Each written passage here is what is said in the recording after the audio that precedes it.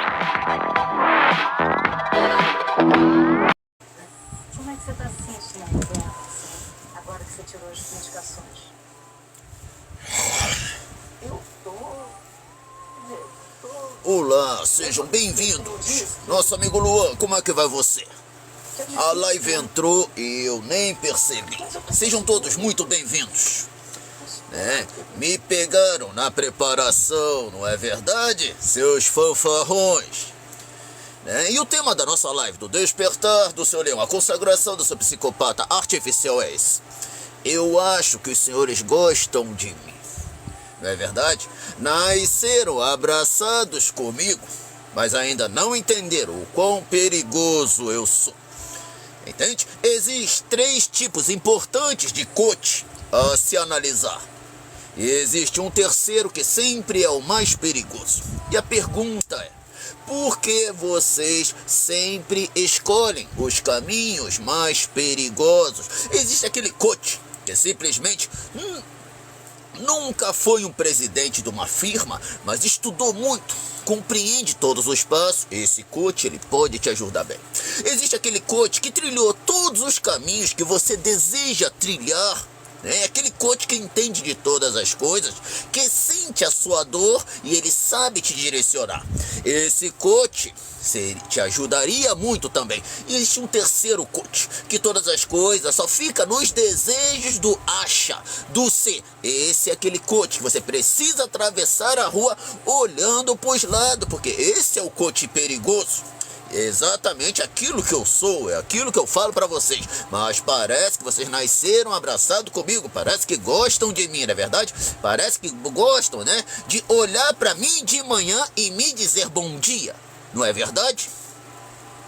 Mestre, tô fazendo aniversário hoje, nosso amigo JV, seja bem-vindo, nosso amigo JV. Então, como diz aqui, qual é a nossa musiquinha?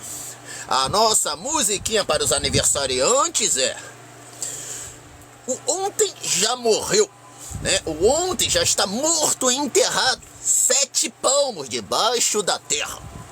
Já até se formando em biologia dentro daquilo que é comer mato pela raiz. O amanhã muito provavelmente não nascerá, afinal o amanhã sou eu, dando bom dia para você, batendo na tua porta, exatamente.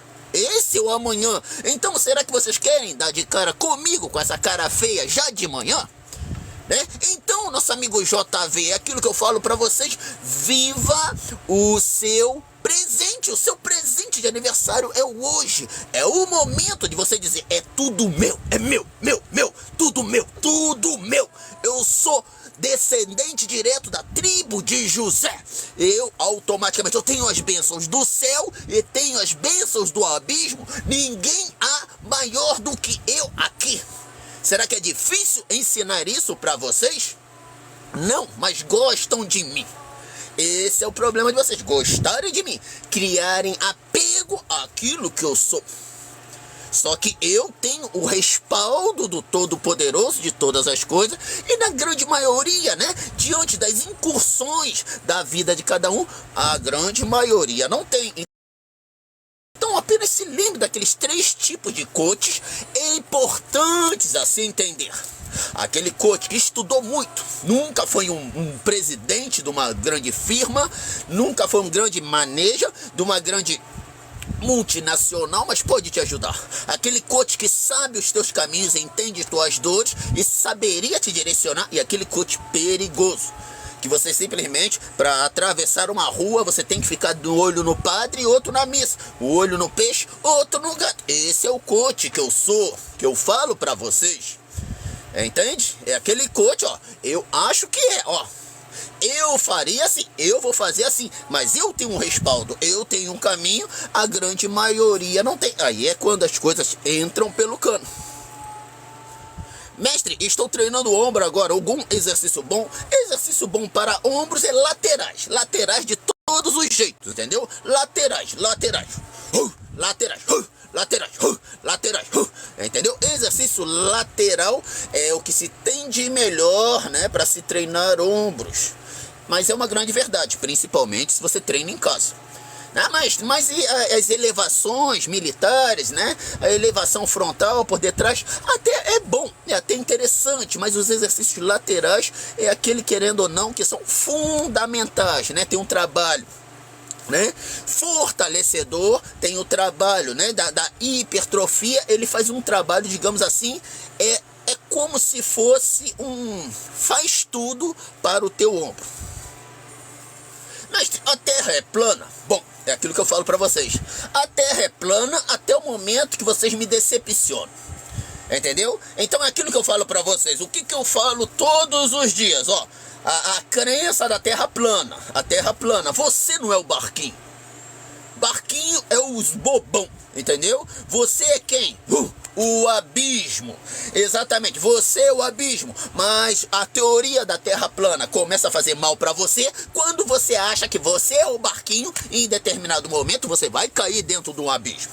Agora, quando você se identifica com o abismo, né? Eu não viralizei à toa, né? Quem olha demasiadamente para um abismo, o que se torna? O abismo acaba olhando para ele, não é verdade? Mas quando você se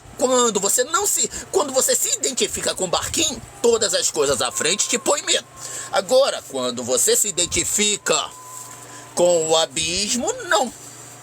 Entendeu? Então a teoria da Terra plana só te atrapalha quando você se identifica com o barquinho, seja como Colombo. Seja bem-vindo, nosso amigo espartano Birmito. Sejam todos bem-vindos à nossa trilogia O Despertar do Seu Leão, a consagração do seu psicopata artificial. Boa noite, nosso amigo Jonathan Rodrigues. Como é que vai você, nosso amigo Jonathan Rodrigues? Seja bem-vindo ao nosso psicopata artificial de hoje, o tema da nossa live. Existem 3 tipos importantes de coach a se entender. O primeiro deles, aquele que estudou pra caramba, né? Aquele que compreende, é muito estudado, né? Nunca foi um presidente, né? Nunca foi um grande manejo, mas estudou pra caramba e pode te ajudar. Aquele que compreende o teu caminho, compreende você e compreende as tuas ações, assim ele vai te positivar dentro daquele caminho que você quer trilhar. E aquele coach mais perigoso, é aquele coach que acha que seria assim. Ele, em particular, ó, eu faria assim. Essa é a minha opinião.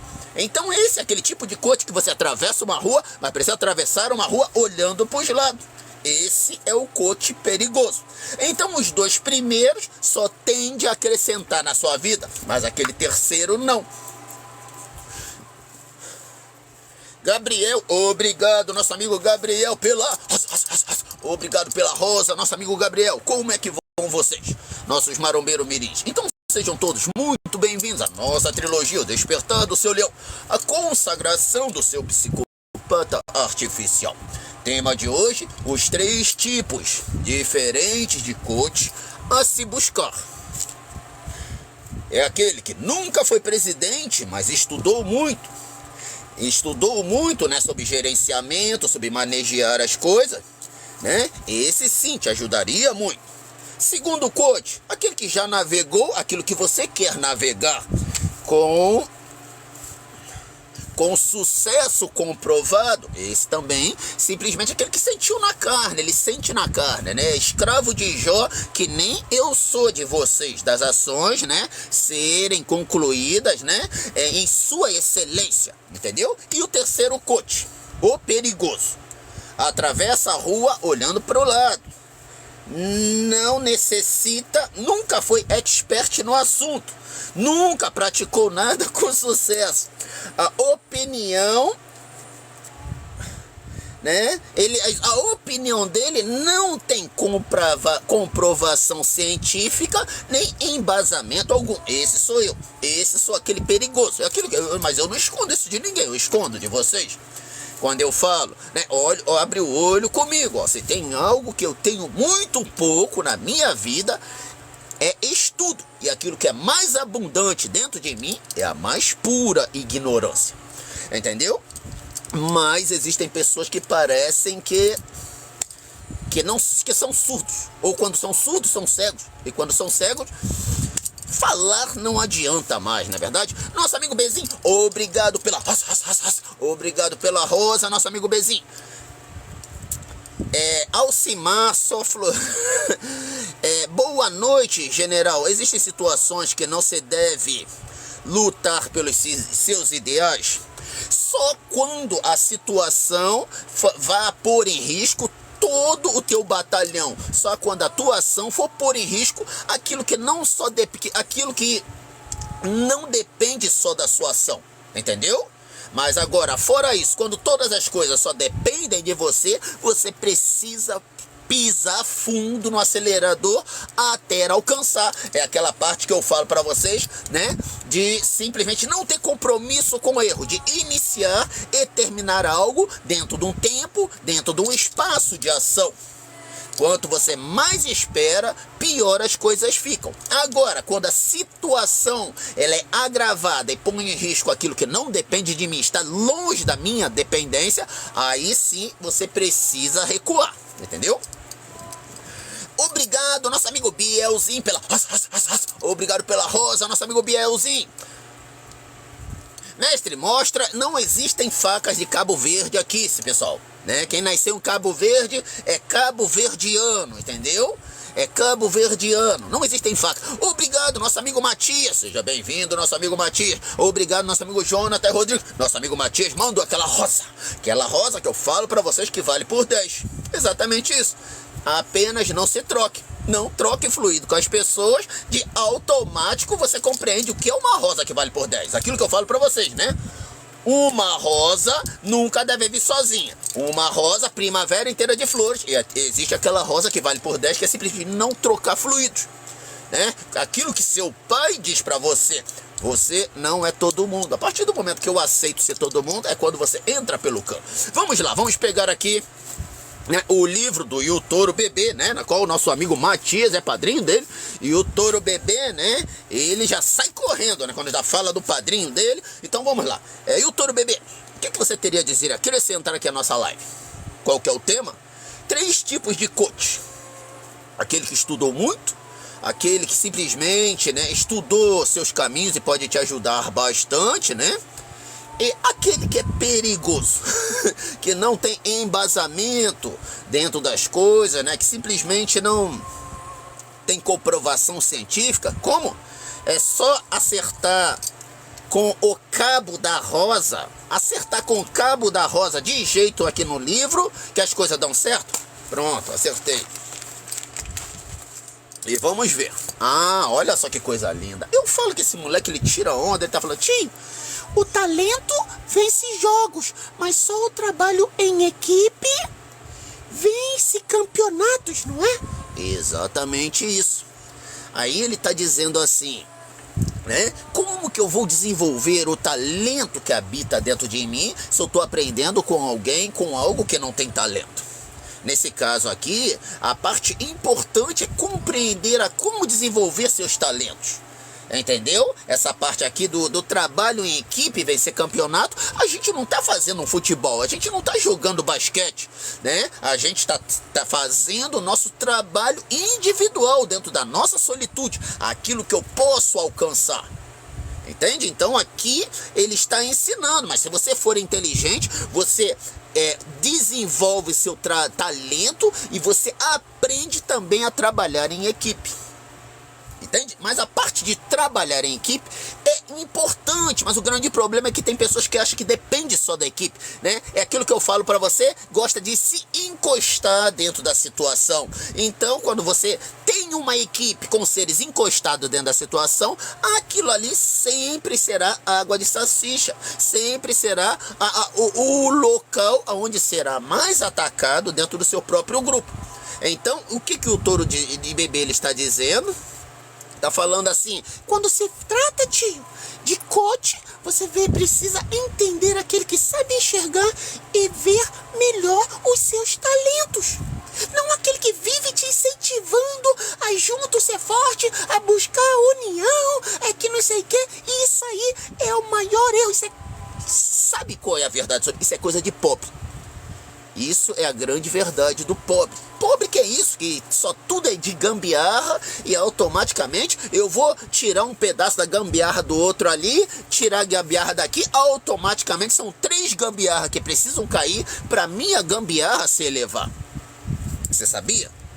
É exatamente quando eu me acomodo, quando eu me acostumo exatamente a estender a mão, a depender dos outros e automaticamente eu não preciso buscar. Não precisando buscar, eu não preciso desenvolver o meu talento. Igual futebol, é igual luta, né? Quando a pessoa é boa de luta, é boa de futebol, muitos deles se acomodam.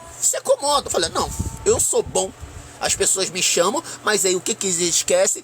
Desenvolver mais e mais aquele talento até o momento que aquilo está escrito na própria parábola dos talentos, até o momento que o tempo passa, a idade chega e automaticamente a única coisa que fica é aquele sonho de ter podido ser um jogador de futebol. É a grande verdade sobre os talentos, né? É quando Deus ele fala, o que você fez com o seu talento? Não, eu guardei. Afinal, você é um ser você pune as pessoas, não é verdade, Deus? Automaticamente, quando o tempo passa, você já passou dos seus 14, já está com 20 anos, já não tem mais. Agora, aqueles que não eram nem tão bom quanto você era, que simplesmente desenvolveu o talento da forma que você desenvolveu um corpo. Para ser musculoso, ele não precisa ir para academia todos os dias, ou você já nasce musculoso e você come leite, bebe leite, come pão e fica musculoso. Não. Então, e o touro, ele está dizendo isso. É aquela pessoa que sabe te direcionar dentro do caminho exato. Ele viu o talento em você e é dentro desse talento que ele vai supramencionar, vai te extenuar, te dando caminhos de informação. Diferente daquele que só vai te elogiar. Você é bom, automaticamente, cada vez que a pessoa diz que você é bom e não põe um tijolo à frente para você buscar, você se acomoda com aquilo ali. Essa é uma verdade suprema.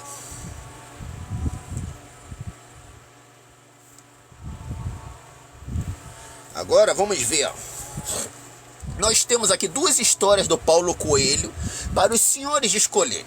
Entendeu? Então, com o talento de vocês, né, eu vou dizer, né, qual a história que os senhores querem escolher. A primeira se chama A Hora da Transformação. A segunda, Em Vez de Reclamar. Então, qual das duas os senhores querem que eu leia e eu conte para vocês e traga, né, automaticamente para o tema da nossa live, que é simplesmente ser um bom coach. A segunda, mestre, então, por unanimidade, né, vocês escolheram a segunda. Então vamos lá. Ao invés de reclamar, vamos ver aqui o que diz a história aqui do Paulo Coelho.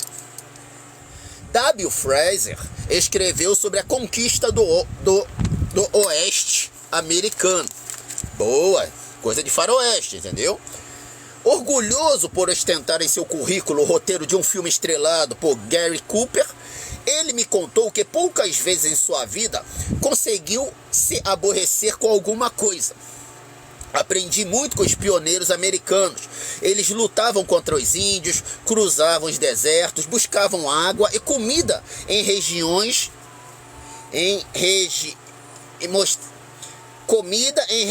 remotas e mostravam uma característica.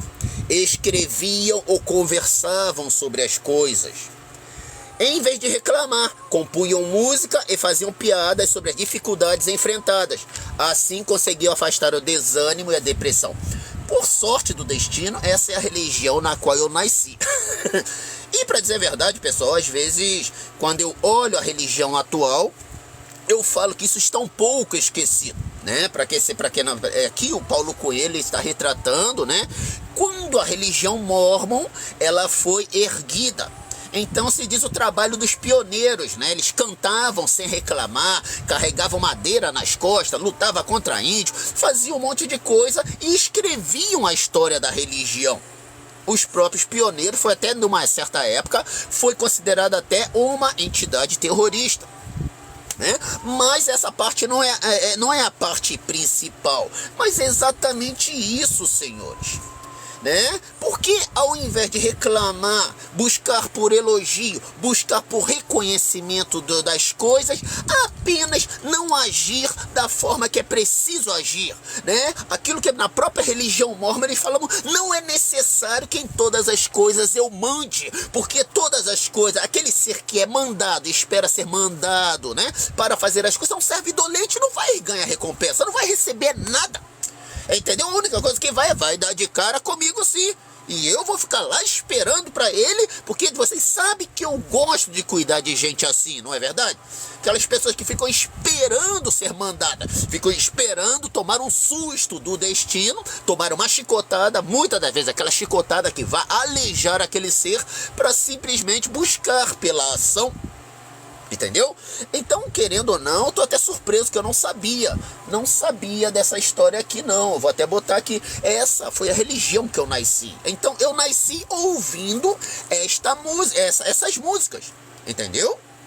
Então é aquilo que ele está dizendo. Se você quiser encontrar um coach, esse é o coach, aquele que te ensina. Não reclame, ó, tape a boca, mas conserve a tua rota, né? Existe uma música deles que é até muito legal, fala assim: somos os soldados que combatem o mal, firme marchai, a coroa nos espera do vencedor, vamos conquistá-la com valor. Entendeu? Por isso que muito provavelmente deve ter sido considerado uma entidade terrorista, porque eles se identificavam como soldados de Deus. É muito que as músicas, né, falando como soldados em busca da luta, né? Então, muito provavelmente, naquela época ali, né, houve esses digamos assim, essas, não é que desvios de conduta, né, mas a própria, como diz, o Estado, né, começou a considerar aquilo ali um pouco perigoso. Né? Não é que se tornou algo terrorista, mas falou, ó, aquilo ali está se unindo, está se tornando compacto. Se em determinado momento ele se volta contra a gente, não vai dar para reagir, entende? Então, como eles foram percebendo, mas como é que se tornou unido? Como é que se tornou compacto? Aquilo ali que tá falando aqui, ó, o Toro Bebê tá falando, o talento vence jogos, mas só o trabalho em equipe vence campeonatos. Será que eles aprenderam a trabalhar em equipe ou desenvolveram seus talentos sem reclamar? Automaticamente o corpo foi se tornando forte e compacto, a ponto de incomodar o próprio Estado. Olha aquilo ali como é que está crescendo. Olha ali, né, a visceralidade, a vontade daqueles seres em trabalhando. Então eram considerados soldados. Entende? Então, essa história, para ser sincero, não existia ninguém melhor do que eu, né, para contar essa história. E olha outra coisa legal aqui, ó, próprio Edir Macedo, aqui do lado, tá falando assim: a grande diferença entre foco no problema e foco na solução. Foque na solução ao invés de ficar pensando problemas, entendeu? Né, o próprio de Macedo falando a mesma coisa, né? Existe aquele ser que tu olha, confia. Existe aquele ser que você olha, não deve confiar de imediato. É aquele ser que você precisa confiar desconfiando, olhando ao atravessar a rua. E esse caso, este sou eu. Obrigado, nosso amigo Thor da Vaquejada, obrigado pelo JJ TikTok, JJ TikTok, obrigado, nosso amigo Thor da Vaquejada, gostei do nome. Mestre, vou entrar na academia e gostaria de saber alguma dica de como evoluir fisicamente e mentalmente. Boa, nosso amigo Alcimar. Lembre daquilo que eu falo pra vocês, ninguém nasce sabendo. Entendeu? Ninguém nasce sabendo. Então esse é o princípio fundamental da academia. Apenas seja frequente. Apenas vá à academia. Faça ela importante como se seja o seu trabalho. Mestre, eu não tenho tempo. Mesmo que você tenha 10 minutos, 15 minutos, vai na academia, bate seu cartão e vai embora. Entendeu? Então isso é tudo que você precisa na fase inicial. Não se atenha, né, a grandes mudanças, grandes transformações, sem antes se acostumar a entender o terreno, né, que você quer iniciar. Entende? Existem pessoas que eu vejo, é onde as pessoas mais erram, que é, vou entrar para academia, então, ó, aqui, ó, aquilo do Paulo Coelho, vamos morfar a hora da transformação. Aí de uma hora para outra, comprar, faz gasto com roupa, faz gasto com suplemento, né? Aí de uma hora para outra, quer fazer uma dieta restrita, coisa que nunca fez, e quer trabalhar pesado. Então é a mesma coisa que você ser escravo ali, chicoteado o tempo todo. Entende? É a mesma coisa, né? Seu corpo já não vai estar trabalhando com o seu potencial máximo por causa da dieta que tu fez, né? Você se endividou, né? Você é um monte de suplemento a que se preocupar. Então, como foi me explicado através do meu professor, né? Ele falava assim: utilize o padrão do feijão com arroz, um degrau após o outro, todas as coisas a seu tempo, deixe que as coisas ao seu tempo vá se encaixando dentro da academia. A única obrigação que você tem é vá e treine, apenas treine. Entende? Então seja frequente e treine. Automaticamente, conforme você vai treinando, você vai sentindo o sabor do mel, vai sentindo o cheiro da nossa rosa de sangue, vai encontrando onde são os sangramentos reais. Aí sim você vai acrescentando. Isso aí já leva mais ou menos uns 6 meses, entendeu? Até você se acomodar com os pesos, compreender sua série, entender um pouco, né? Sem fazer mudanças brutas nas suas dietas. Aí depois de 6 meses, né, você começa a ganhar espaço, a abrir as suas asas, né, dentro daquele campo, dentro daquele meio. Aí você arrisca uma dietinha, né? Nada assim trágico, né? Porque querendo ou não, a musculação, né? Você precisa ganhar massa muscular para só assim definir e ficar dentro do corpo ideal. Então o ponto principal é ganhar massa, né? Aí você já vai arriscando uma corridinha, um tênisinho, uma camisetinha que se encaixe bem no seu corpo, entendeu? Um suplemento, entende? Né? Aí sim as coisas vão. Então, qual é o meu conselho? Né? Sendo marombeiro pobre ou sendo marombeiro rico, apenas se atenha àquilo que é básico. Se atenha ao básico. E qual é o básico? Quais são os 3 pilares da musculação? Treino, dieta e descanso. Mas, mestre, você acabou de falar para a dieta não se preocupar tanto. A preocupação da dieta na fase inicial, na realidade, não é aquela preocupação, é até boa. Ele está falando assim: coma, né? Coma até um pouco mais, vamos supor, proteicamente, incremente um pouco mais de proteína e nada além disso, entendeu? Então, dentro das coisas assim, existe aquela pessoa, né, que tem um pouco mais de recurso, bate um shakezinho, né? Bate um shakezinho e toma, e é tudo que ele acrescenta dentro das refeições dele. Existe aqueles que não tem, marombeiro pobre como eu, que simplesmente aumenta um pouquinho a carga, compra uns ovozinhos a mais, uns iogurtezinhos, né? Come um queijo a mais, alguma coisa assim, para aumentar a carga proteica, é tudo que você precisa, entendeu? Então se atenha ao básico, se atenha ao feijão com arroz. Se você entender que nós brasileiros, né, temos um tendencial a querer se abraçar aquilo que é vaidade, se abraçar aquilo que é ostentação e acaba perdendo o eixo. Acaba você perdendo o eixo, é quando a pessoa acaba desistindo. Então se atenha àquilo que é básico e aí as coisas começam a dar certo.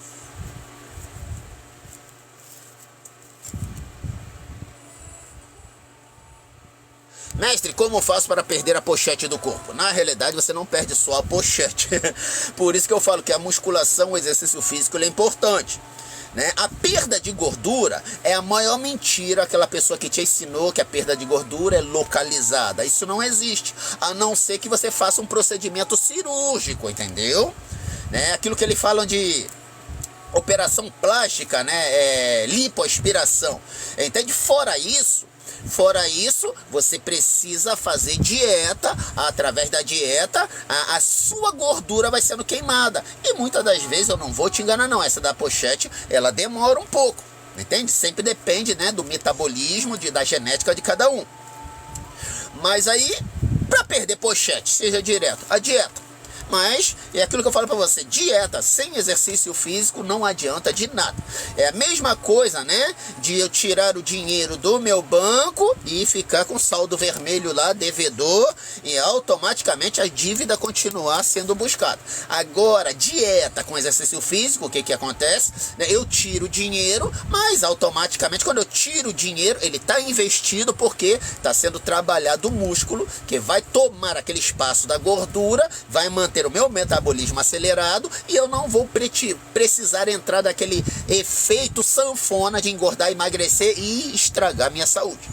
Então eu, dentro do clã, lembrando que eu não sou formado nesses tópicos, mas por que eu entendo? Porque eu vivo basicamente isso.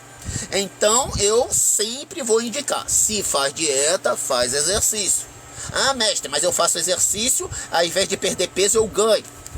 Tudo que você está ganhando é saúde, é músculo que está crescendo e a dieta e a gordura que está queimando. Entendeu? Aquilo que eu falo para vocês sobre percentual de gordura, isso que vocês veem aí, que faz as medidas, aquilo é a maior mentira do mundo. Aquilo é feito para ser humano normal. Se você for um verdadeiro saiyajin, for um verdadeiro marombado, percentual de gordura, ele só pode ser visto através daquele maquinário real que vai fazer os cálculos das suas dobras subcutâneas ou dentro daqueles que tem eletrodo, aquelas coisas assim. Outros tipos, não, ele só faz um cálculo base. Então, se eu tenho 110 quilos, 120 quilos, tenho 8% de gordura, aquilo ali vai fazer o cálculo como assim, para minha altura, para minha idade, e não vai considerar o músculo. Então, quando eu fizer o cálculo, vai dizer que eu tenho 45% de gordura, que é a maior mentira do mundo. Entendeu? Então você consegue entender o porquê que às vezes, né, você faz exercício e faz dieta, você não emagrece, porque a sua musculatura ganha sustentação tomando o lugar da gordura. Mas isso é como se fosse assim, ó, você quer trocar? Se você me der esse trocadinho que você tem, eu vou te... Ó, você tem 30 reais trocado. E eu tô precisando de 30 reais trocado. Automaticamente eu te dou 50 inteiro. É a mesma coisa de fazer essa troca. Às vezes eu fazia isso com os meus amigos moradores de rua, né? Eu sei a dificuldade que eles têm para trocar o dinheiro, entende? Né? Porque é difícil, né? Quando você é morador de rua, você dá uma nota de 100, você dá uma nota de 50, eles trocar, né? É ruim, entende? Então, dentro de uma forma de querer adocicar a vida dele, né? Tipo assim, pô, trocar 30 por uma de 50... eu não gosto muito de trocar dinheiro, mas automaticamente eu estou pondo um pouquinho de mel nos lábios dele, para ele não ter essa repulsa de ter que trocar dinheiro, né? De se sentir menosprezado, das pessoas não quererem trocar o dinheirinho dele, essas coisas, entendeu? Então, na maior parte das vezes, eu dou picado. Para eles, mas às vezes, né, quando eu olho assim, né, vamos trazer um desafio, né, para nosso ensino de hoje. Eu falo, ó, vou te dar essa nota inteira, você me dá esse picado? Aí ele pensa, eu vejo a dificuldade nos olhos dele para trocar dinheiro, mas é a mesma coisa, só vai precisar de um esforçozinho a mais. Esse esforçozinho é exatamente, né, você se olhar não diretamente na balança, mas se olhar no espelho. Pessoal, a rolagem estava travada e eu nem vi. Então, se vocês me enviou pergunta, né? Nos enviou pergunta, repitam por suas perguntas por obséquio. Nosso amigo Shocker, salve nosso amigo Shocker. Mestre, uma garota gosta de mim, mas eu gosto de outra pessoa. O que eu faço? Bom, não há muitas coisas que se fazer, entendeu? É que nem algo que você tem no mercado, alguém que você quer comprar na loja de roupa, né? Aquela camisa que você não gostou é aquela que você gosta. Não tem muito o que se fazer. Você não vai ali, você dá uma satisfação, porque tu vai arruinar a autoestima daquele ser. Deixa do jeito que tá. Né? Não adianta, é como se tivesse aquela blusa que eu quero e aquela blusa que eu não quero. Então você vai ali naquela blusa e fala, não, eu não vou te enganar não, mas você é feia pra caraca, eu não vou te levar não, vou ficar com aquela, entendeu? Então deixa do jeito que tá. Eu tô brincando, às vezes as duas são legalzinhas, são bonitinhas, até pinta essa dúvida, apenas deixe do jeito que está, né? Pouco a pouco a situação vai se organizando, entendeu? Né? Quanto mais satisfação você quer dar pro lado de lá, mais a pessoa se sente menosprezada. Essa é a verdade. É como se eu estivesse dentro de um lugar, eu tenho dinheiro, mas eu tenho dinheiro só para comprar aquela camiseta. Aquela ali é até legal, né? Mas aquela que eu quero. Aí será que você vai ali, você dá uma satisfação para aquela ali? Até pro vendedor, quando você diz pro vendedor, olha, eu não vou levar essa aqui não, porque eu não gostei dessa. O vendedor vai ficar com aquilo registrado. Então, todas as vezes que tu for lá, automaticamente o vendedor, tudo que ele não vai te empurrar é aquela que falou que tu não gosta, entendeu? Então isso é inteligência, é Feng Shui para as coisas fluírem do jeito que devem fluir e ninguém ficar sendo refém de nada. Aquilo que eu falo para vocês, aqui dentro do clã do marombeiro pobre, um dos princípios de base é não fazer prisioneiro, é simplesmente arcar com a palavra e simplesmente deixar as coisas fluírem sem ficar olhando para trás, sem grandes promessas, né? Porque tu sabe, nós somos brasileiros e brasileiro esquece muito rápido das coisas. Se você não quer sofrer, né? Se você não quer passar dificuldade, a melhor coisa é não fazer prisioneiro diante da vida. É aquilo que eu falo, fazer prisioneiro que eu falo é fazer crédito, fazer conta, comprar parcelado, aquilo que brasileiro ama. Ah, mestre, mas isso não facilita a vida do brasileiro? Bom, de alguma forma facilita, né? De uma forma é legal. Eu não gosto, eu sou contrário a isso, entendeu? Tô totalmente contrário a isso, né? Eu acredito, ah, mestre, você é contra uma pessoa parcelar algo? Se você tem capacidade de pagar, né, de você não dever banco, não fazer empréstimo com a agiota, não tem problema. O problema é a facilidade que tem de pagar e a facilidade que tem de não pagar. Entende? E automaticamente você acaba denigrindo o seu próprio eu, quando você perde, né, aquele seu compromisso. Ah, aquilo ali pode ficar para depois, aquilo ali vai ficando para depois, vai ficando para depois. Por quê? Porque não existe o empenho em querer pagar, em querer arcar com a sua palavra, né? Em arcar com as suas dívidas. Então eu, em particular, sou contrário a isso. Por isso que eu trago, né, a ideia que não se deve fazer prisioneiros, entendeu? Né? Nem esses parcelamentos, essas coisas assim, na maior parte das vezes você vai entender que eu não estou errado. Eu não fazia isso no Japão, e no Japão não tem juros. Eu podia comprar uma coisa aqui e eu ia pagar daqui a 10 anos pelo mesmo preço. Aqui no Brasil não. Algumas coisas eles têm um jurozinho sim, e é um jurozinho que não é pequeno, entendeu? Mestre, como fazer? Como eu faço para me defender de duas pessoas ao mesmo tempo? Não existe uma fórmula mágica. Existe, às vezes são duas, mas meia pessoa dessas duas já te bate e já te anula. Às vezes são dois frouxos, às vezes é um forte e um fraco, às vezes é um que dá pau a pau com você e o outro vai diferenciar, entende? Então não existe uma fórmula mágica, né? Aquilo que eu vou trazer é a forma de se defender dentro de uma situação que não tem jeito. Você acerta uma de uma forma de anular e a outra você tenta meter o pé, ou você acerta uma na forma de anular e já parte para cima do outro para evadir da situação. Você, quando se trata de defesa pessoal, não é competição, né? Então é sempre evadir, sair logo, né? Se aliviar daquela situação, entende? Né? Ah, mestre, tem como brincar? Tem como brincar, né? Existe situação que o mais forte deles é mais fraco que você. Então você dá-lhe uma porrada no mais fraco, deixa o mais forte vir, porra o mais forte, aí depois corre atrás do mais fraco, mas aí são tudo cálculos. Entende? Todas as coisas são cálculos que não vale a pena arriscar. É aquilo que eu falei, defesa pessoal, ó.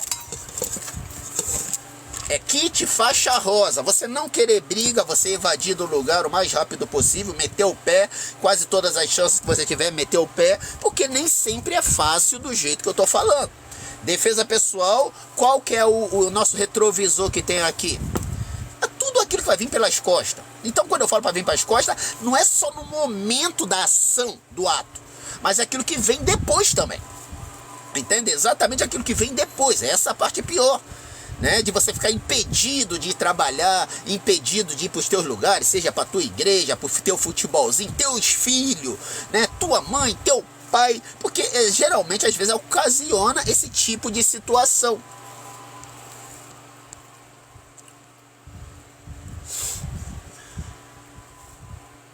Mestre, o que o senhor acha sobre mudança e como uma pessoa pode mudar? Às vezes, existem pessoas que esperam a vida tocar o ombro dela para que a mudança chegue. Essas são, na maior parte das vezes, são aquelas que são aleijadas pela vida. Isso é uma mudança. Ah, vivia cantando vitória, que eu posso comer de tudo, eu posso fazer de tudo. Ah, não, exercício não. Até o momento que tem um infarto fulminante do miocárdio, o médico fala, olha, não vou te enganar não. Tudo aquilo que você comia, gordura, churrasco, esquece. Agora você vai viver de uma folha de alface e acordar de manhã e caminhar que nem um desesperado para fazer seu coração funcionar e queimar essa gordura. Qualquer coisa que você faz dentro de você, tu morre. Entende? Então, existem essas duas tipos de transformações, de mudanças. Aquela que você espera a mão pesada da vida te tocar e muitas das vezes é um aleijamento. Né? E aquela que você se predispõe através de um sinal, né? Ninguém muda também do nada. Eu tô aqui da minha zona de conforto, time que tá ganhando não se mexe, não é verdade? Mas às vezes é um sinal da vida. Seu amigo, faz tudo igualzinho a você, aconteceu isso. Então tem um significado que eu devo mudar em algo. Entendeu? Então, existem esses dois tipos de mudança. Aquela mudança que é a mão pesada da vida, que você sempre desdenhou, te toca e te aleija. E aquela que é o bom observador, o bom entendedor das coisas, que automaticamente não é que ele muda, ele vai se ajustando conforme as situações. Esse é aquele legal, é a dieta flexível. Esse é aquele ser que vai poder comer a vida inteira, vai poder usufruir, né, dos netos, dos bisnetos a vida inteira, e não vai ser aquele que viveu contando vantagem disso, daquilo, e com 50, 60 anos vai estar aleijado numa cama. Então essas são grandes mudanças da vida.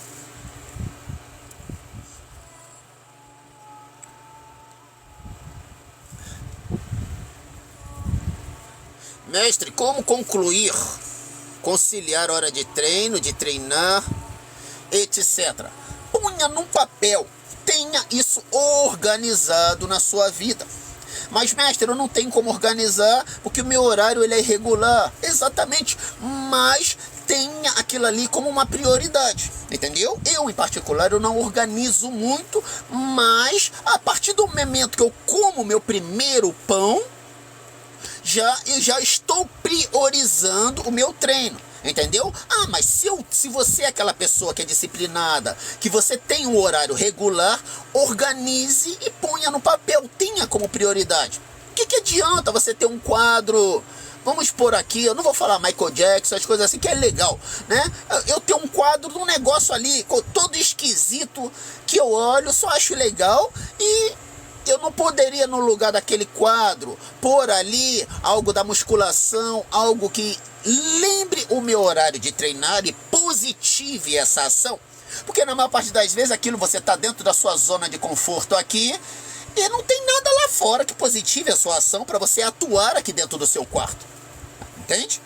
Né? Não tem nada do lado de fora que impeça a sua ação de você puxar a cigarra e descer do seu quarto, não é verdade? Agora, quando você põe, né, aquele Flex Wheeler, Dorian Yates, Big Ramy, né, o Chopin, né, a foto dele ali treinando, quando tu olha para aquilo ali, aí é uma questão de tempo de só beber um café na intenção do treino. Um café na intenção do treino.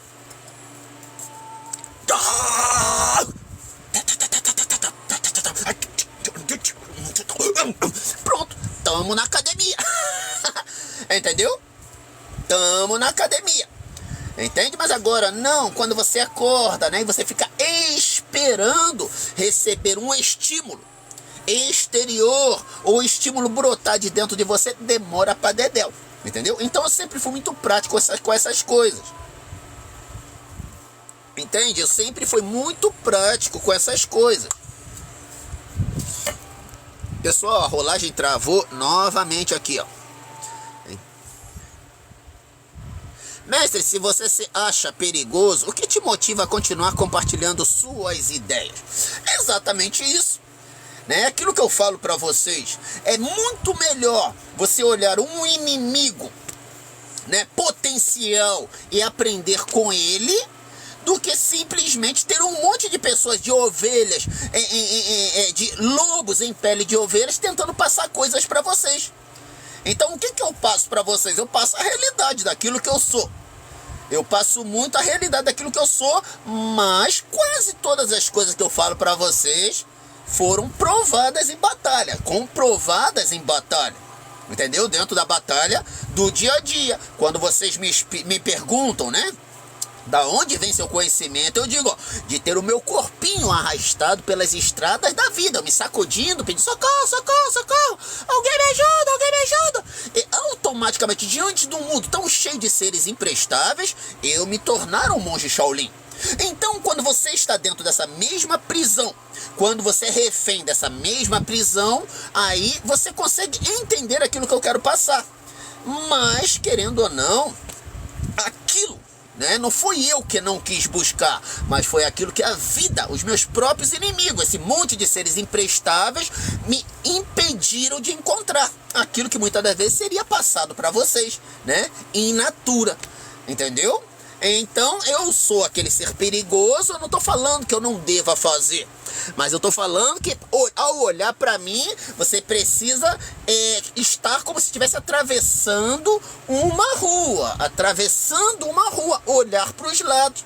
Então, vendo eu, você também verá muitos outros, entendeu?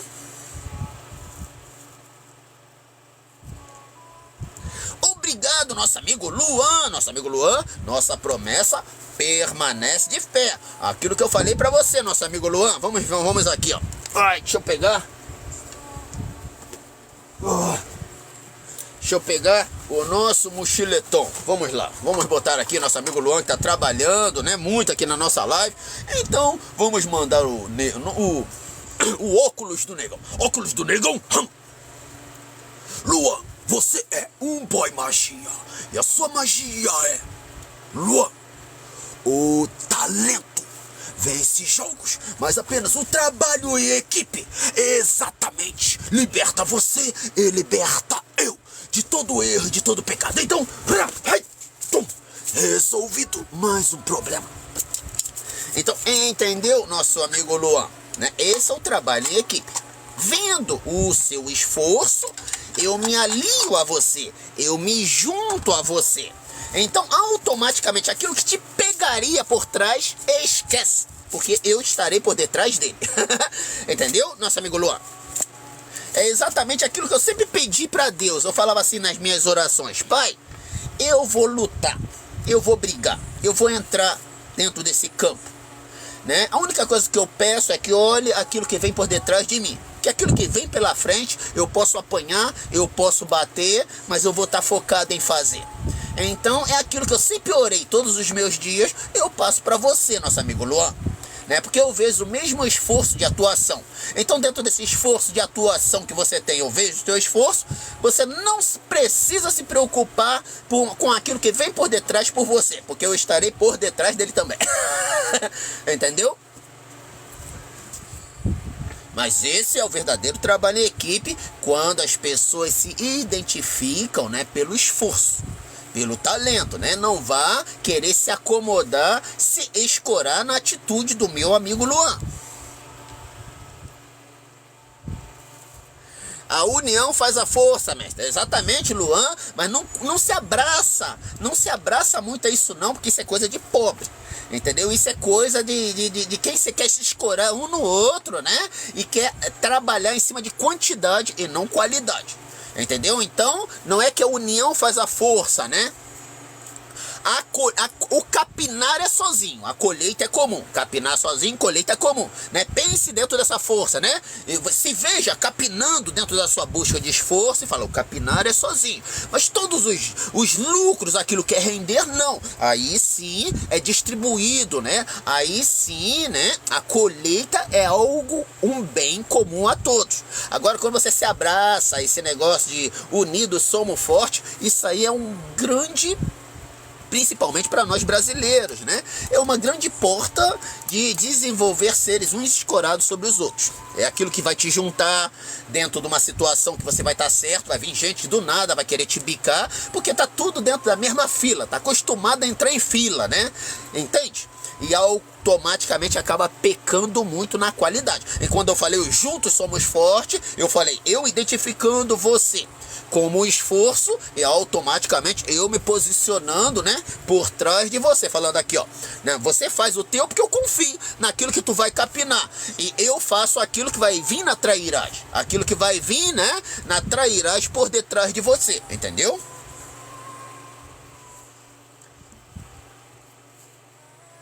Mestre, como que faço? Mestre, manda uma frase motivadora aí, tô depressivo. Bom, nosso amigo, vamos lá o nome. Ben Tennyson. Nosso amigo Ben Tennyson. Então, ó, vamos à nossa frase de motivação, uma das nossas principais, que diz assim: misture um pouco de loucura à sua sabedoria. Saiba o quão doce é, ó, tão doce quanto esse pão doce, ó. O quão doce é enlouquecer no tempo certo. No tempo do seu Deus, no tempo daquilo que você ama, no seu tempo certo. Então você começa a compreender as chaves de sair da depressão. Você deixar de olhar para aquilo ali que te aflige, mina, suga a tua energia, e olhar para aquilo que é verdadeiramente importante. Entendeu? Bom.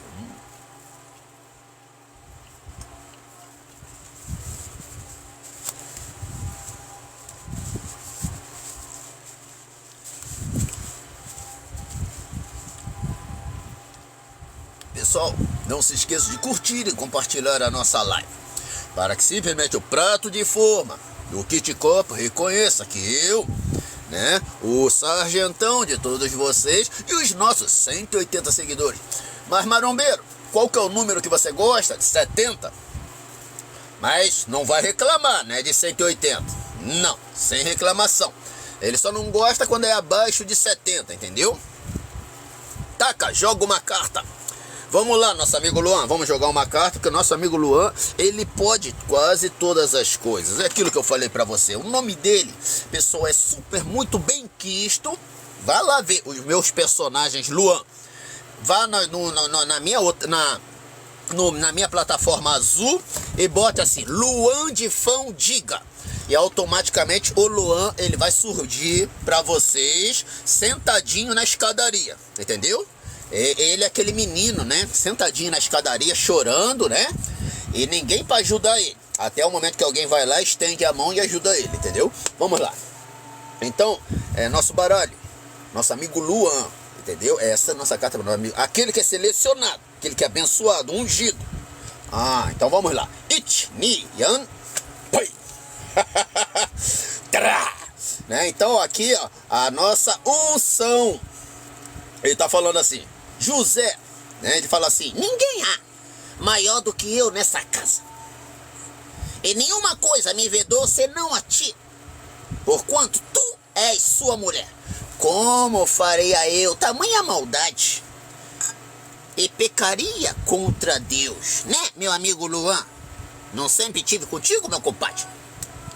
José nos ensina que quando Deus está no negócio, até quem tenta atrasar, até quem tenta nos atrasar, te promove, né, nosso amigo Luan? Então, nosso amigo Luan recebendo, ó, a promoção, entendeu?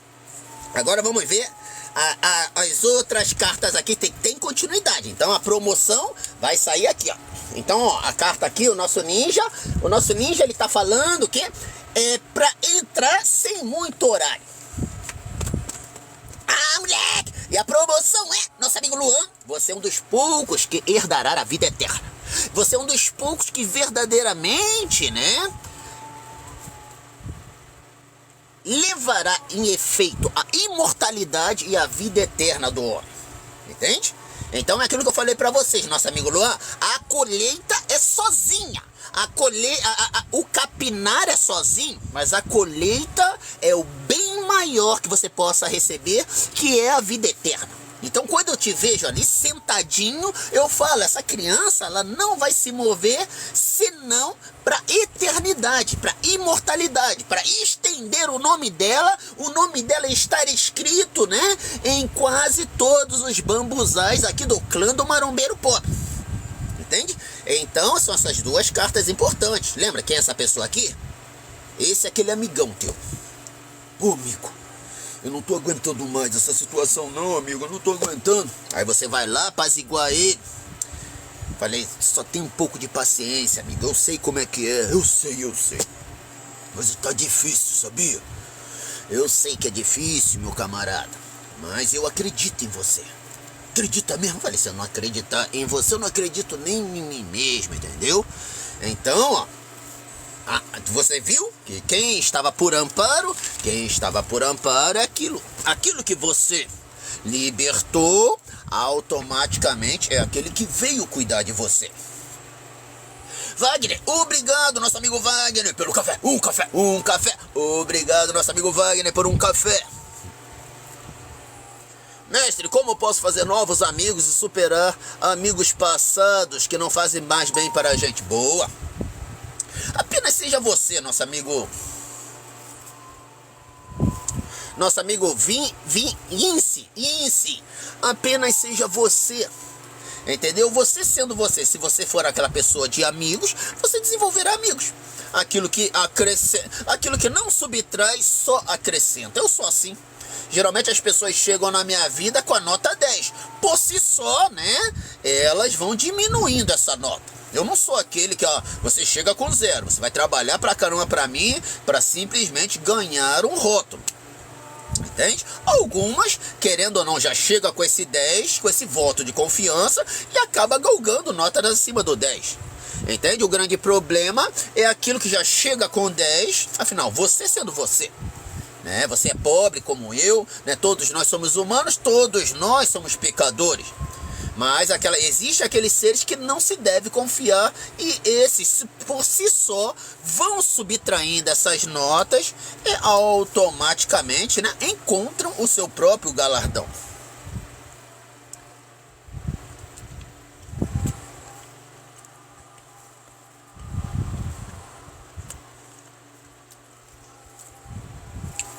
Paulatras, mestre, tentaram me assaltar, o que eu faço? Apenas com um ralador de coco e uma marmita, um discurso. Eu não entendi.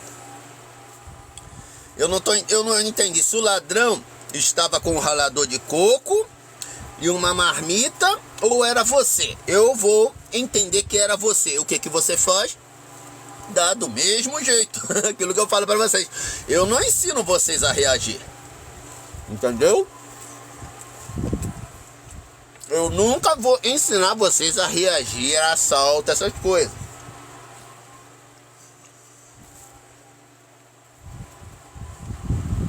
Como diz aquele ditado, vão-se os anéis, ficam-se os dedos. A vida de um assaltante já é muito difícil, pessoal, para você dificultar ainda mais a vida dele. Entende? Então, todas as vezes que eu vejo um assaltante, eu analiso o caminho dele, eu vejo quão difícil é a vida dele. Né? E não sou eu falando, é Deus. Né? A vez que eu fui assaltado aqui, eram 2 numa moto. Eu vi ele vindo, parando, mas como eu estava com uma amiga, era um encontro, ela não percebeu. Então, quando eles dava para eu invadir, sair e deixar, mas eu não ia deixar ela lá. Entende? Ele veio e levou. Né? Mas a cada momento, a cada segundo que eu olhava para eles, eu via o quão digno de misericórdia eles eram. Entende? Aí dentro dos meus treinos, né? Dentro dos meus treinos, eu simplesmente meditei e daqui a pouco veio um atleta de handball, que é amigo meu. Dentro do meu treino, o espírito dele entrou dentro de mim. E eu simplesmente peguei uma amêndoa e lancei. Quando eu lancei, eu acertei exatamente na placa, no olhinho da placa. Aí quando eu acertei no olhinho da placa, novamente eu peguei outra amêndoa e acertei no olhinho da placa novamente. Né? Na forma do próprio handball.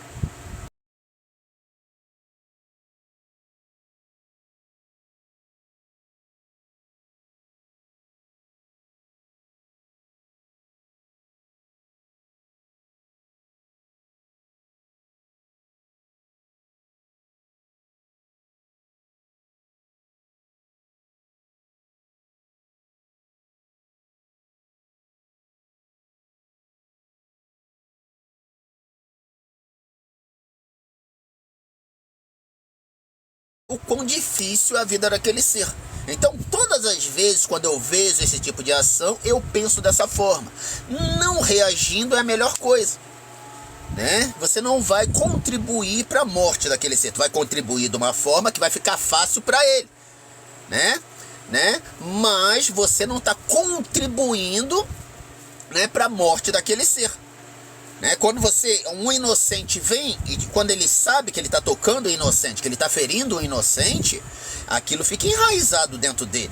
Então muitas das vezes existe a chance de mudança, né? E muitas das vezes o destino não vai ser tão, digamos assim, generoso quanto você foi. Então a tua generosidade, digamos ou não, era assim: amigo, né, muda, cara, desiste dessa vida. Entendeu? Quando eu fiquei dentro de uma delegacia, eu achei engraçado, né? Chegou um rapaz, era um rapaz, né? E automaticamente ele tinha soltado o celular. E como eu tava lá, eu não tinha hora para entrar nem hora para sair, eu falei, vamos sentar ali com ele, né? Tava todo mundo agachado. Aí eu fui me sentar, fui conversar com ele, né? E a carta, né? Eu tava com esse baralho na mão, e a carta que abriu falou assim: ó, isso que aconteceu com você, eu não vou te enganar, é um presente de Deus para tua mudança. Mas aí por que, cara? Por que, tio? Né? Eu falei, pô, se você vê o ódio que a população tem, o povo tem, né, que trabalha para ganhar um celularzinho, e você roubar, e eles te pegarem, você desarmado, né? Eu tô percebendo, você é grandinho, mas você ainda é uma criança, entendeu? Então, se eles tivessem te pego, cara, muitas das vezes você não estaria aqui, né? Existem pessoas que quebra pau, que joga tijolo, quebra paralelepípedo de tanta raiva. Essa é aquela sede de justiça que o povo tem ensanguentado. Então, quando ele teve aquela correção muito imediata ali dentro da delegacia, né, querendo ou não, eu me assustei. Eu achei até que ia acontecer comigo também, com o pessoal que tava comigo, entendeu? Mas aí eu soube aquilo que ele fez, né? Aí eu fui lá me sentar com ele. Ele falou, é verdade, tio. Eu não tinha pensado nisso. E a única coisa que eu via, né, naquele rapazinho, era ele jogado dentro de uma vala.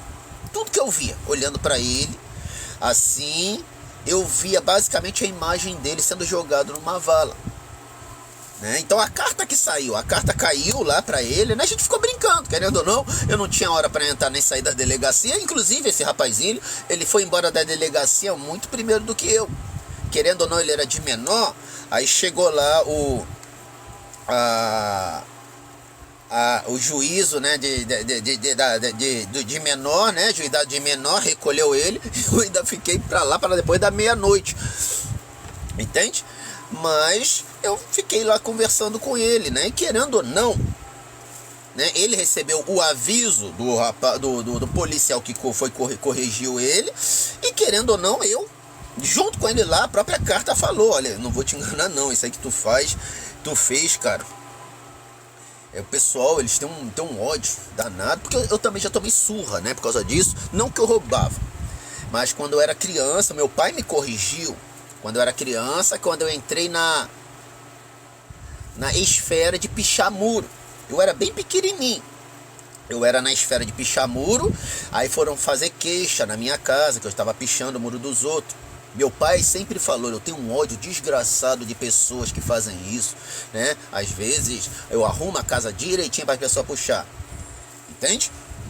E fizeram queixa, né? Até hoje eu lembro, né? Eu tomei uma surra no meio dos vergalhões, né? Quando eu ouvi meu pai me chamando daquela forma, eu já corri para me esconder, porque eu sabia que eu tinha feito besteira, só não sabia que besteira que era.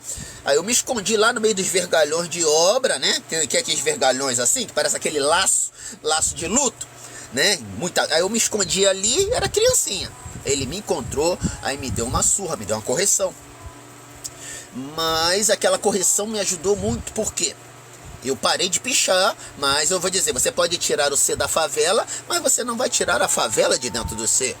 E eu comecei a desenvolver minha escrita de uma forma que eu não pichava mais muro, eu não fazia mais isso, mas aí eu comecei a desenvolver minha escrita. E automaticamente minha escrita começou a ficar muito legal, muito boa. A ponto da professora de perguntar na sala de aula, Yutaka, quem que fez? Qual garota que fez a sua prova? Porque não é possível, isso aqui não é letra de um rapaz, isso aqui é letra de menina que fez aqui a sua prova. Eu falei, não, professora. Eu levava meu caderno e mostrava para ela a minha letra. Entende? Então quase todo lugar que eu ia, o meu referencial sempre foi minha letra. Então você consegue entender que de um limão muito ruim, que iria me fazer muito mal para minha vida, eu consegui fazer uma limonada. Entendeu? Quando eu era jovem, eu tive muita dificuldade com letra, por causa da sala que eu fui, que eram umas crianças maiores, né? Muito maior do que eu, né? E eu com 6 aninhos, ainda na primeira série, automaticamente as crianças muito grandes, muito maior do que eu, e eu ficava muito acuado ali dentro. Então a minha letra era pequenininha, né? E o pessoal se desdobrava. Por que a letra dele é tão pequena? Exatamente, quando eu entrava dentro da sala de aula, só tinha moleque grande, maior do que eu, moleque com cicatriz no rosto, e eu pequenininho, 6 anos, né? Quando eu comecei a estudar ainda, 6 anos na primeira série, né? Então a minha letra ficava pequenininha, que eu ficava acuado, né? Para tu ver, no meu primeiro dia de aula, quando eu sentei dentro da sala de aula, eu fui para uma mestre. Por que você foi para essa sala? Porque eu fui expulso para essa sala, né? Aí, quando eu sentei no primeiro dia de aula, né? Eu fui expulso, quando eu sentei lá, o rapaz do lado simplesmente olhou para mim assim, ó, abaixa as calças aí que a professora não tá olhando. Que coisa horrível. Imagina você, uma criança de 6 anos, ouvir isso. Um moleque grande, né? Com um talho aqui no rosto, parecia que eu tava dentro da cadeia, né? E automaticamente a minha letra era pequenininha, né? Porque eu era uma criança de 6 anos, perto de crianças muito grandes, muito maiores do que eu, né? Crianças assim, de uma certa forma assim, até mais rústica, né? Então, né, eu sempre tive essa dificuldade com a letra. A pichação, aquela correção que eu tive do meu pai, querendo ou não, despertou eu querer trabalhar a letra dentro de mim. Foi onde a minha letra ficou muito legal, ficou muito boa. Até hoje eu gosto muito de escrever, entende? Então você consegue entender que às vezes uma correção real, que você verdadeiramente entenda, compreenda a mensagem a ser passada, né, traz muito lucro, muito dividendo. Então aquela criança que, querendo ou não, criança não era uma criança de 14, 16 anos, né, que entendeu esse referencial de ousadia, esse referencial de meter a mão e saber fazer as coisas e correr contra o vento, ela tem um mundo na mão dela para lutar, para ser atleta, para estudar, entende? Porque é uma criança corajosa, é um ser ousado, né? Não é aquele prega presa que você encontra por aí para fazer as coisas. Então tem ação, entende? Tem ação na vida. Então se ele diferencia aquilo ali e se empenha em buscar, muito provavelmente as coisas começam a dar certo.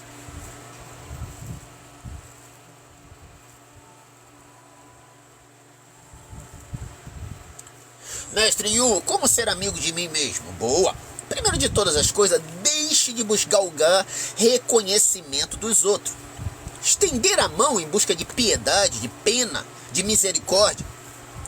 Esteja sempre disposto a dar o seu primeiro passo. Eu acabei de mostrar para você, ó, a solução do problema de todo mundo. Eu falei, o moleque aqui, ó, é marginalzinho, disposição pura, né? Disposição para meter a mão, disposição para trocação, disposição para correr no corredor das possibilidades do vento, de tu não sabe o que vai vir pela frente, não sabe o que vai vir para trás. Então é essa pessoa, é aquilo que te bota para trás, que também te empurra para frente, entende? Então, ao invés de galgar reconhecimento dos seres, né, você busca isso que te empurra para trás, para te empurrar para frente. Aquela imagem que as pessoas têm de você, ele é acuado, ele não sei o que, ele é isso, absorve aquilo ali, começa a trabalhar com tração de trator e as coisas mudam.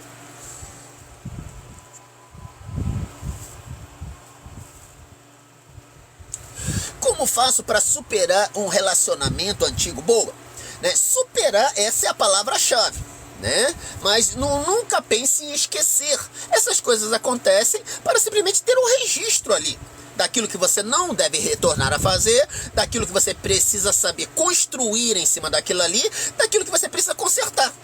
Entende? Isso se chama positivar o termo, positivar o ato. A partir do momento que eu me abraço aquilo que é negativo, aquilo se torna um trauma, frustração. Tudo aquilo que é trauma e frustração acaba tendo muitos rompantes de extremos dentro de você, entende?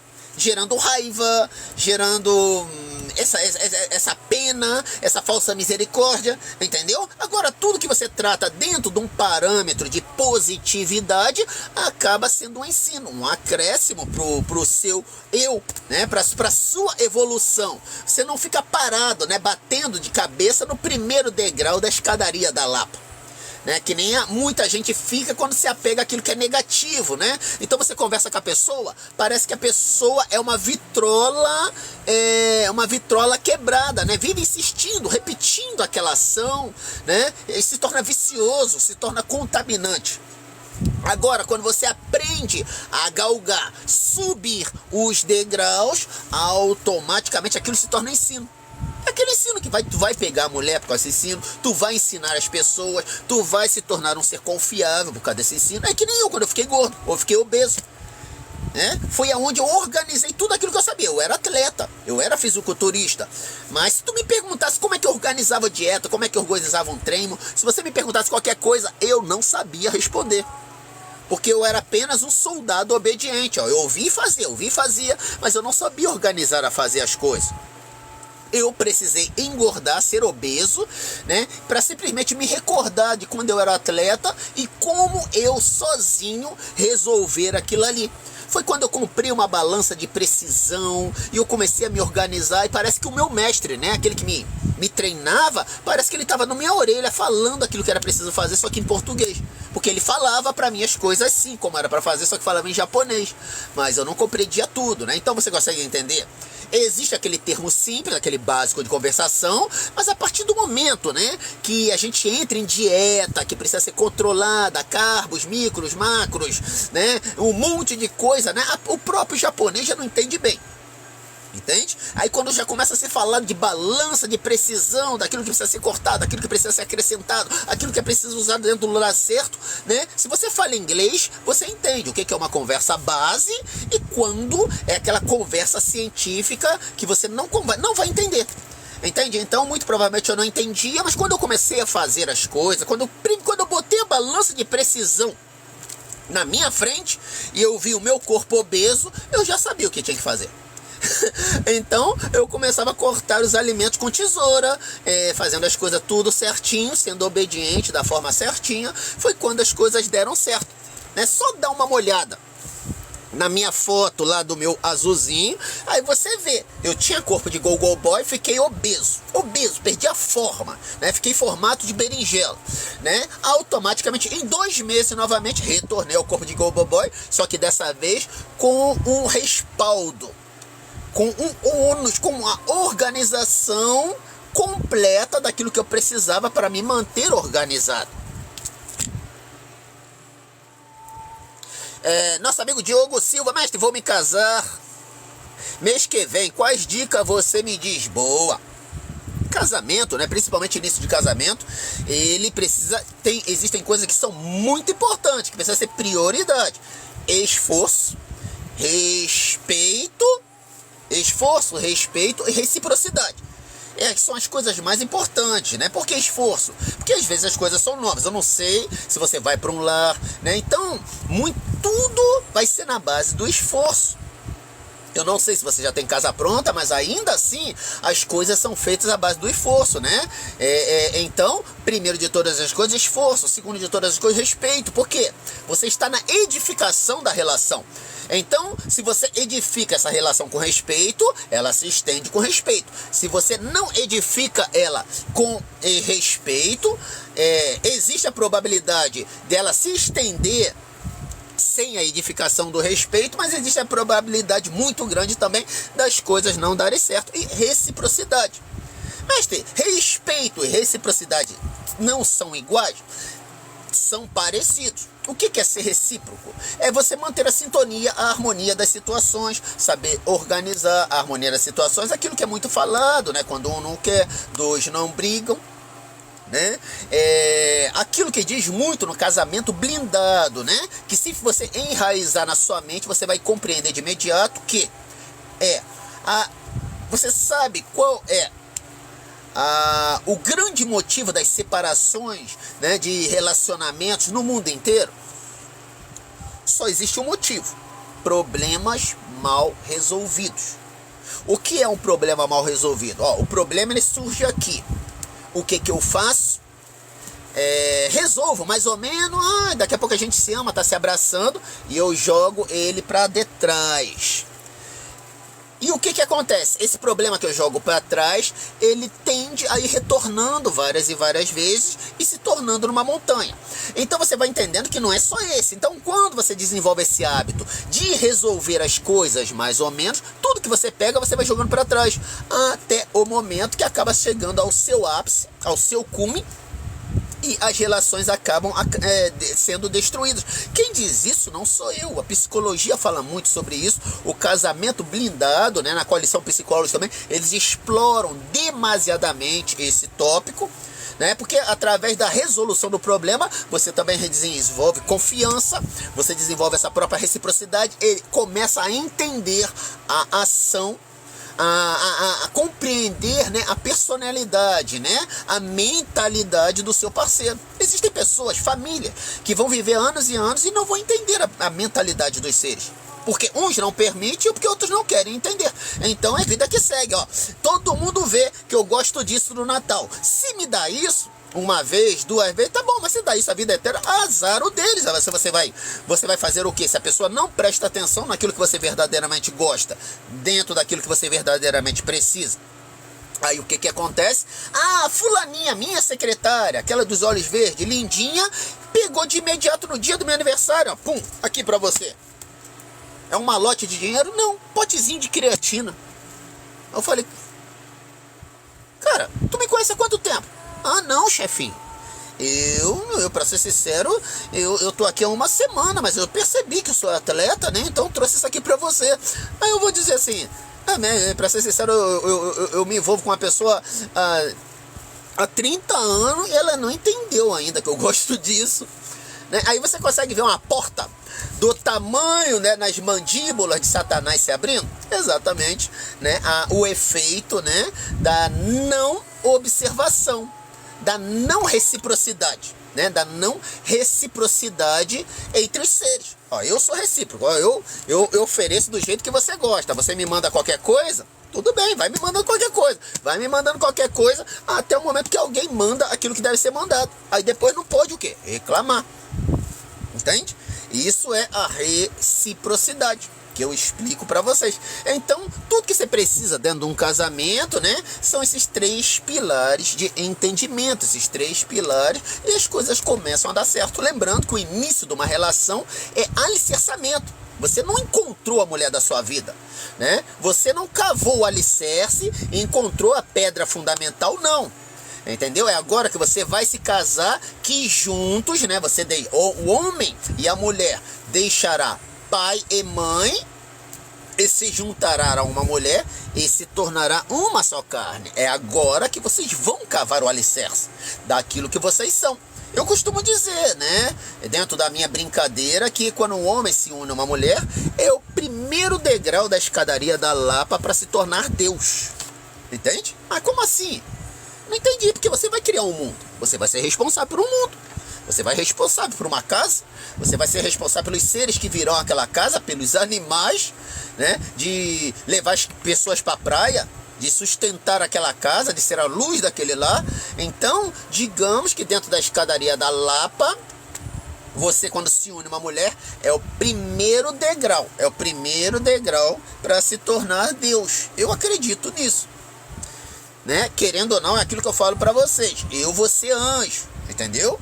As pessoas, vai ficar pra titio. Não, eu sou o típico anjo, né? Que eu abandono abandonei esses caminhos, então eu sou diretamente ligado ao Pai. Então digamos que eu sou um fuzileiro, um guerreiro direto do Pai, que tem o poder para destruir mundos e mais mundos criados por aqueles que se casam.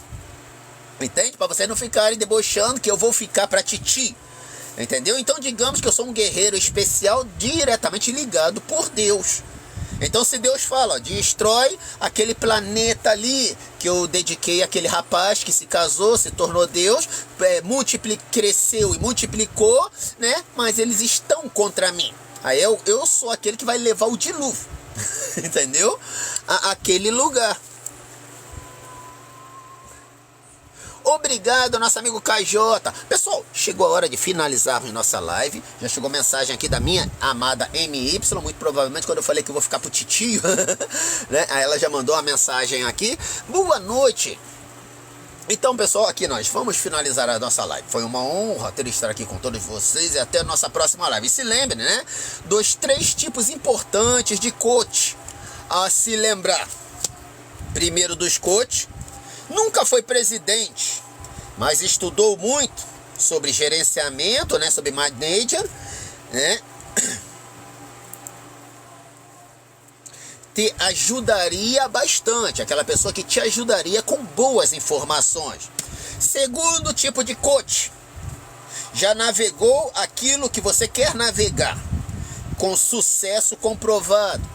Esse é aquele que vê os seus caminhos, ele compreende os seus caminhos, porque ele já fez, né? E ele sabe que dá certo. Esses são os 2 primeiros, são aqueles importantes.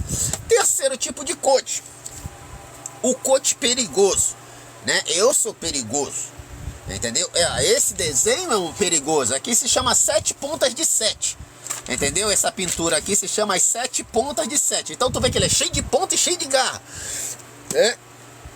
É aquele que você precisa olhá-lo como se estivesse atravessando a rua, olhando para o peixe, olhando para o gato, né? Que ele diz assim: são aqueles que não são expert nas coisas, nem as coisas que ele praticou deu muito certo. A opinião dele é sem comprovação científica e sem embasamento. Então, estes são uma espécie daquilo que eu sou. Entende? Vocês percebem que eu não tenho muitos diplomas, entendeu? Mas também não significa que eu não deva olhar para esse ser apenas com cuidado. Às vezes, a forma que você olha para cuidar daquele ser é quando você desenvolve o seu livre-arbítrio, quando você desperta a sua essência diante daquela situação, desenvolve a sua verdadeira opinião. Aquele primeiro, ele vai dizer, ó, é assim. O segundo, ele vai dizer o caminho certo para você. E o terceiro, ele vai desenvolver a tua essência. Tá falando, eu não vou confiar 100% nele não. Ele não é muito confiável não. Mas alguma coisa que ele diz ali tá certo, não tá errado. Aí é quando a sua essência começa a ser administrada por você. Lembra que é daquilo que eu falo para vocês sobre a ação das redes sociais em nós? É o efeito triangulamento. O efeito triangular é o efeito normal das coisas diante de nós. Eu tô com tédio, do tédio vai a imaginação, aqui a fonte de prazer, o sorriso, a diversão. A rede social, ela elimina, meio que te aleija essa parte da imaginação, que trabalharia sua essência, trabalharia seu livre-arbítrio. Então, como que a minha mente ela fica pautada? Ela fica pautada de tédio para divertimento, tédio para diversão, tédio para diversão, tédio para diversão, fico aleijado, lelé da cuca. Automaticamente, quando eu me ressinto com uma coisa, fico depressivo, fico ansioso, não sei reagir com contrariedade. Agora, quando você vê um cara que explica as coisas como eu, você tem, querendo ou não, você tá dentro do rio, tá todo mundo dentro do rio, e ele só tá dizendo assim, ó, não é para fazer força, não é para nadar que nem um desesperado, apenas boiar e esperar pelo socorro. Não é nenhuma atitude animalesca, mas você vê que tem um bom discernimento. Entende? Você acaba percebendo, né, que tem um bom discernimento. E muitas das vezes, esse é aquele tipo de ser que ele deu o último recado, mas ele vai, daqui a pouco, ele vai se assustar e vai sair nadando, pô, mas ele não falou pra gente boiar? Não, mas por que ele saiu nadando? ou às vezes alguém vai puxar ele para debaixo, pro fundo d'água, ele vai ficar desesperado, vai morrer, entendeu? Mas querendo ou não, ele vai manter aquilo, né, que ele ajustou dentro de uma hora da vivência, né? Da vivência, que muitas das vezes ele deve ter se afogado e ele percebeu que o caminho não era aquele de ficar se debatendo. Que eu ensino para vocês, ó, como que ele aprendeu o conhecimento, tendo o corpinho dele arrastado pelas estradas da vida, e gritando, socorro, socorro, alguém me ajuda. Diante do mundo tão cheio de seres imprestáveis, ou você se torna um monge Shaolin, ou a única coisa que vai acontecer, você vai engolir as coisas a seco, engolir sapo, beber água e vomitar e morrer afogado. Essa é a grande verdade. Então, digamos que o ensinamento que eu trago é como se você estivesse dentro de um cruzamento. Então você olha para mim, mas também olha para os lados para compreender e desenvolver seu próprio livre-arbítrio, entendeu?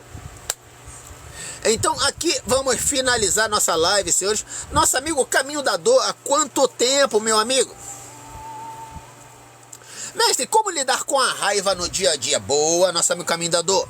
Primeiro de todas as coisas, você precisa, não é uma questão de lidar, você precisa estar preparado para a raiva, entendeu? Para a própria dor.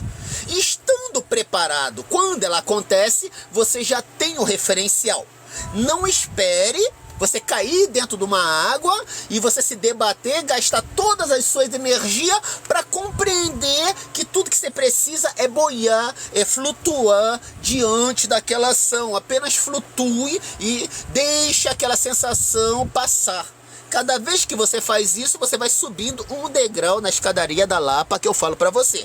Cada vez que você se troca com a raiva, com a dor, você fica discutindo com segurança lá na escadaria da Lapa no primeiro degrau. E nunca evolui. Entendeu? Então esse é o caminho mais importante, entender. Né? Entender que a raiva ela tem um corpo a ser apalpado, entendido e uma conclusão. Cada vez que você faz isso, você vai apreciando como se tivesse,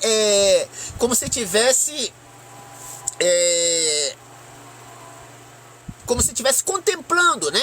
Olhando uma obra de arte. Então você está olhando aquela obra de arte, você está canalizando, contemplando, você chega, passou. Né?